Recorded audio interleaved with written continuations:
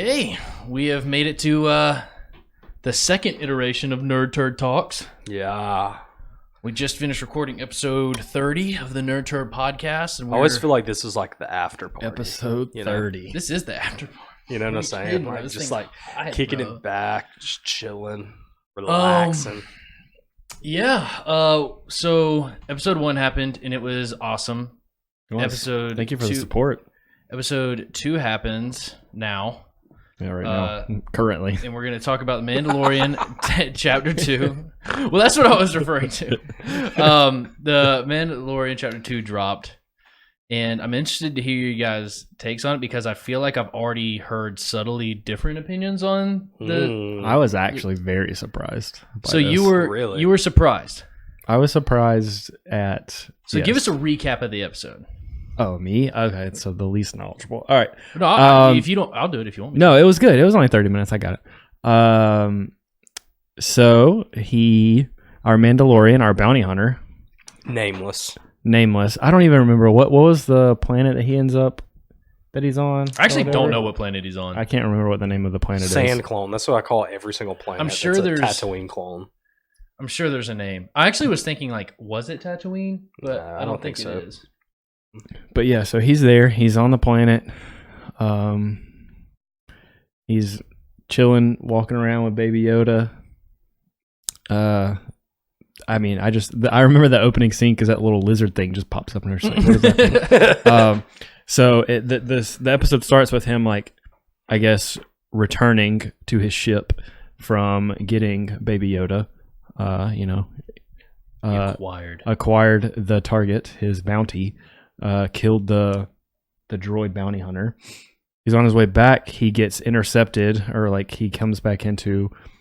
I don't know what they were. They looked somewhat similar to the things that were guarding Baby Yoda. Yeah, I don't know what they know were. They had a sensor. So so that's what I was gonna say. I don't know what they were. I don't know what they were. Their race. I'm not very knowledgeable on that. But basically, he gets attacked by another group of people who have been sent to capture Baby Yoda. So more bounty hunters.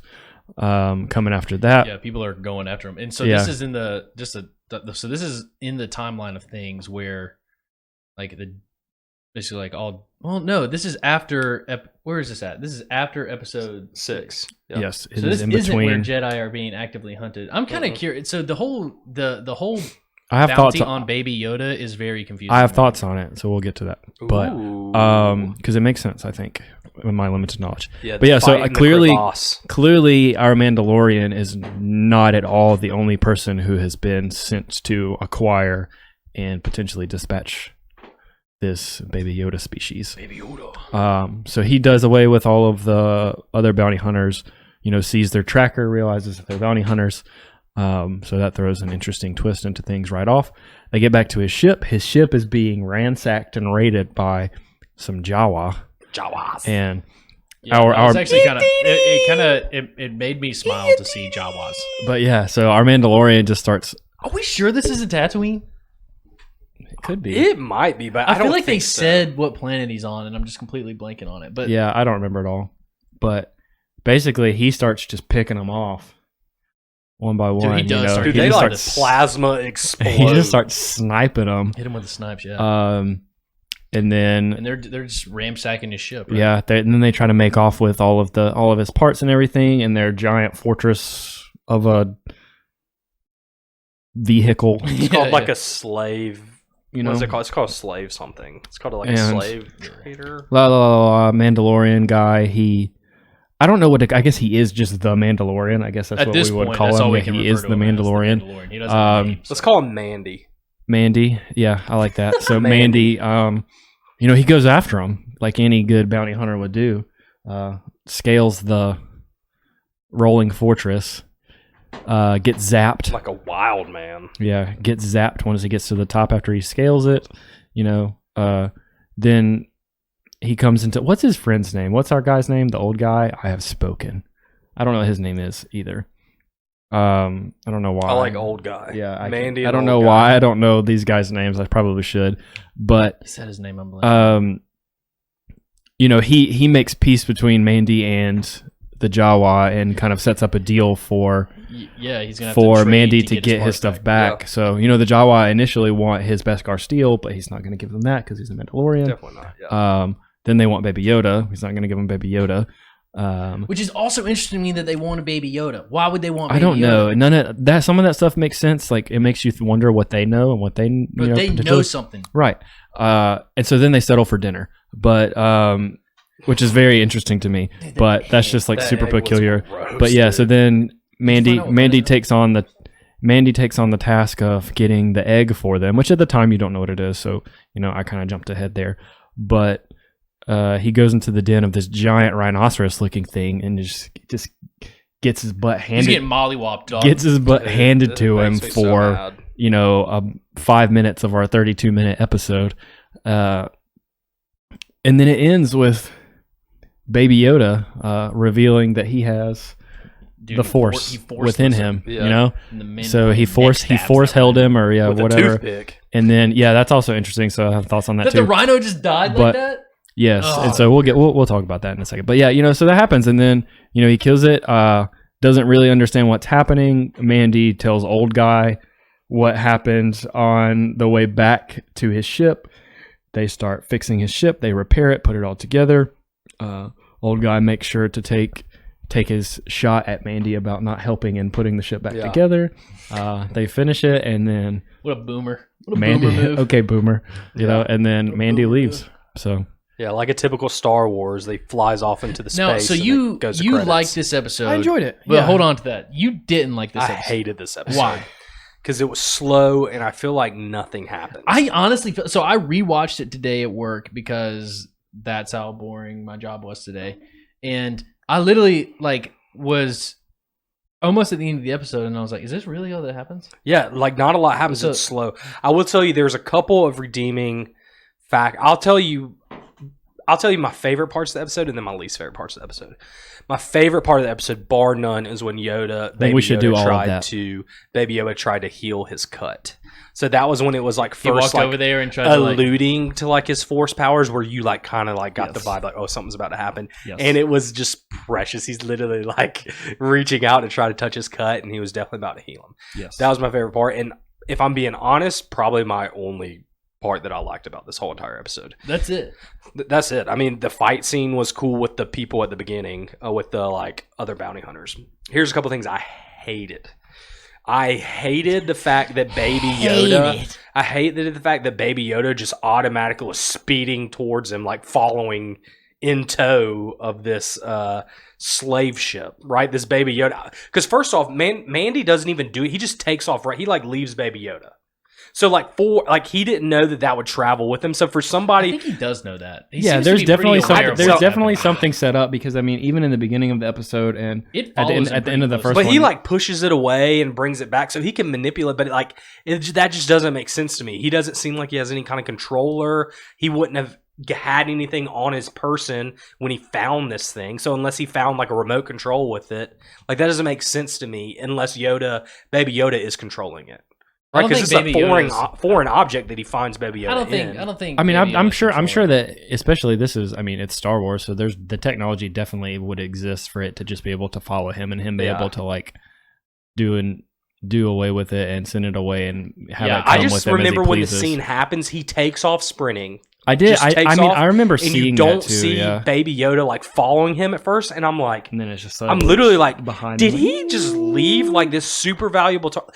That's my thing is if all these people are coming after it, I get his ship's important, but it just seems like. But probably the reason he didn't even think twice about that is because he knew it would follow him. Hey, It's just set to follow. Yeah, I guess I so. think That's there's a lots of very, things that you can loose- poke holes Yeah. through some of this, but So I thought that was weird.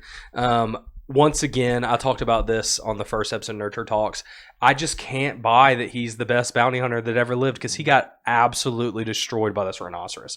And the rhinoceros was, terrifying. Don't get me huge. wrong, but it can't be I just feel like he's got blasters, he's got tools, he's got fire shooting out of his wrist, and he just doesn't do any. The thing just destroys him. Well, But being a bounty hunter is different than being like a superhero, right? Like, well, yeah, but he's the best bounty hunter there is, according to this guy who has a lot of clout in the bounty hunting but being world. able to track and hunt down a person is not the same as being able, like, because that thing basically took him off guard too. Like he went in there, and then that rhinoceros was right in his face.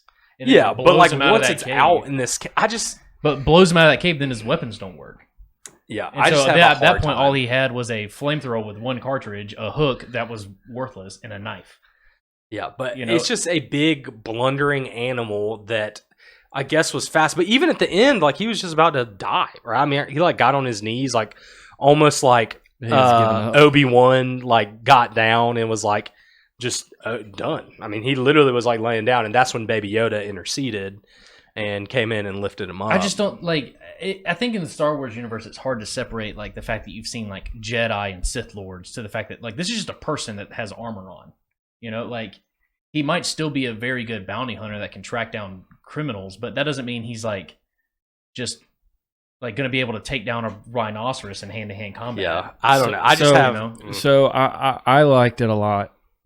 You know, I thought it was good, but I'm also obviously not as well versed in the whole Star Wars, so I'm like just enjoying like learning as I'm like taking it in. So it's interesting to me.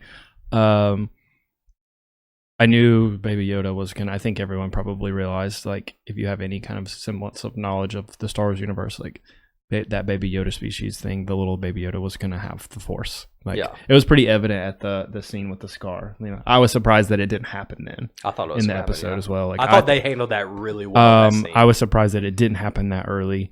I was glad that they saved it for the end because it made sense. I'm on board with you about finding it harder and harder to believe that Mandy is the best bounty hunter in the galaxy.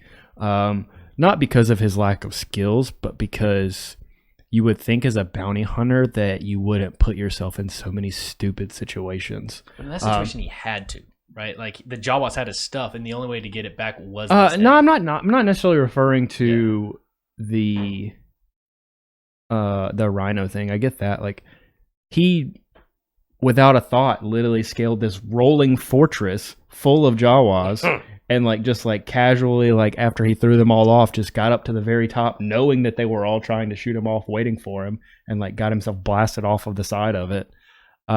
You know, but it's definitely like I just feel like, and maybe, you know, I can justify and rationalize it too, that maybe because he is so skilled, he like over exaggerates Yeah. like his expertise in a situation, and so doesn't think that he's going to put himself in a bad situation, and that ends up putting himself in like precarious situations with this high value target. But it's just like it just would have seemed like after he, you know, took the like distance approach and tried to pick them all off, you know, I guess maybe he would have been stranded if he didn't go after them. That's the thing is, But- so he had no idea he'd be able to negotiate with, like, he thought that wasn't even something that was on the table, right? But And it's so- almost like not even like it's almost like he's putting himself in the situation because he is a bounty hunter, but in these moments he's forsaking what a bounty hunter is great at doing Yeah. and just going headlong into this like, I gotta go get my stuff now, let me scale the side of this, instead of Dude, like, he's a rogue that's acting like a warrior. you know, I don't know. So I think, but overall I think it was great. I'm enjoying learning like a lot about the stuff. I guess I'm with It's you on fun. that scene, but I guess it might say, like, what else could he have done? Like, he didn't know he'd be Yeah, able to trade I them don't for know. that stuff Yeah, yeah, back. So, like, what But yeah. else could he have done in that situation? It's just And my thing is, like, even, like, I get, but every time he's, like, encountered with a person or people, like, he's just completely wiped the floor with them, you know? Like, Sure. no person Yeah, I has mean, he went stood. Really, his three weakness is animals. 3 or 4 That's on what we've one. learned. Well, He's just terrible with animals. yeah, they're I guess just it's silly like your things. biggest qualms is like, I can't buy it. He's the best bounty hunter in the galaxy because he didn't ride this thing first try, and that a rhino that was 9 times the size of him worked him up a little bit. I guess. I mean, I get it, but also like, it's not I like think- as a bounty hunter you've ever had to encounter that situation. Yeah, I'm just ready to see him, and maybe it's going to be a character arc where eventually he's going to prove that he's the best bounty hunter. But like, for that claim to be made first episode, I think that just like makes me expect a lot more. Like, I Sure, don't expect yeah. him to see I can see him that. getting beat up so much. Which, like, if I knew he was just a bounty hunter getting in and trying to prove himself, that would be a way more believable story, right? But for this guy to be like, I've heard you're the best there is, that is not believable for me. I think he'll step into it, but yeah, it's definitely I can Yeah, see I'm how sure it's he interesting. will. But But no, also, He also took down a fortress of people with lasers. Dude, let me be honest with you, bro. That droid did that, bro. That droid was fopping people. Just spinning around, torso on a circular axis, just mowing people down. No, the only thing that was just peculiar to me is, I alluded to it earlier too, is it's just interesting that when what the Jawa wanted at first is like they literally took all of the parts of his ship, because I mean that's what they do, they steal stuff.